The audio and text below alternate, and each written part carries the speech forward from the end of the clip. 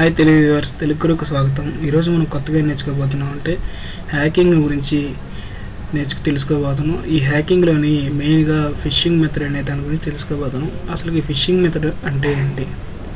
Fishing method అంటే కనుక మనకి ఫిషింగ్ మెథడ్ యూస్ చేసుకొని జీమెయిల్ పాస్వర్డ్స్ కానీ ఫేస్బుక్ పాస్వర్డ్స్ కానీ మనకు తెలియకుండా మనం చోరీ చేస్తూ ఉంటారు. అది ఎలాగంటే కనుక ఇక్కడ ఒకసారి చూడండి వ్యూవర్స్, ఇది రియల్ జీమెయిల్ అకౌంట్, ఇది ఫేక్ జీమెయిల్ అకౌంట్.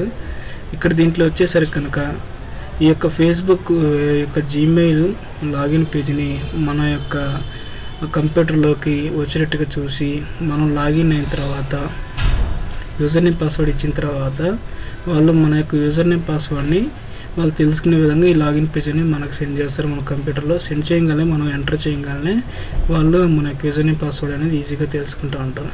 సరే, ఓకే, ఇంతవరకు బాగానే ఉన్నాయి. ఇప్పుడు ఫేక్ దానికి ఒరిజినల్ దానికి ఉన్న డిఫరెన్స్ అట్లా మనం చెప్తాను. ఒకసారి చూడండి. ఇక్కడ వచ్చేసరికి ఫిషింగ్ మెథడ్లో మెయిన్గా ఏంటంటే వాళ్ళు ఎరేసి చేపను పట్టడం అన్నట్టు. ఎర అంటే ఏదంటే కనుక లాగిన్ పేజీని వాళ్ళు క్రియేట్ చేసి మన యొక్క కంప్యూటర్లోకి వచ్చేలా చూసి ఎరేస్తారన్నట్టు.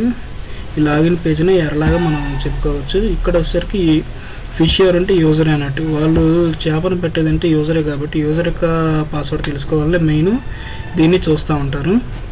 నెక్స్ట్ వచ్చేసరికి కనుక మనం చూస్తే ఇక్కడ వచ్చేసరికి మెయిన్గా డిఫరెన్స్ చూద్దాము జీమెయిల్ యొక్క ఫేక్ దానికి ఒరిజినల్ దానికి. ఇక్కడ చూడండి వ్యూవర్స్, ఇక్కడ చూస్తే కనుక జీమెయిల్ ఒరిజినల్ దానికి accounts.google.com చూడండి వ్యూవర్స్, ఇది ఒరిజినల్ దానికి. నెక్స్ట్ వచ్చేసరికి ఫేక్ దానికి చూస్తే కనుక మనం ఇది చూడండి, ఫేక్ అడ్రస్ ఎలా ఉందో. వెబ్ సెర్చ్ 53.my3gb.com ఉంది, ఇది ఫేక్ అన్నట్టు. అదొకటిగా మనం గుర్తుపెట్టుకోవాలి. నెక్స్ట్ వచ్చేసరికి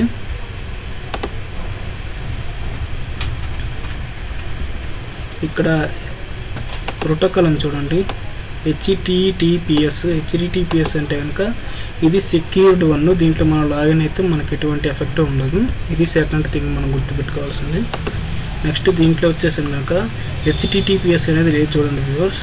ఇలా మనం హెచ్టిటిపిఎస్ అనేది ఇప్పుడు లాగిన్ అయ్యేటప్పుడు హెచ్టిటిపిఎస్ అనేది ఉందో లేదో మనం చూసుకోవాలి.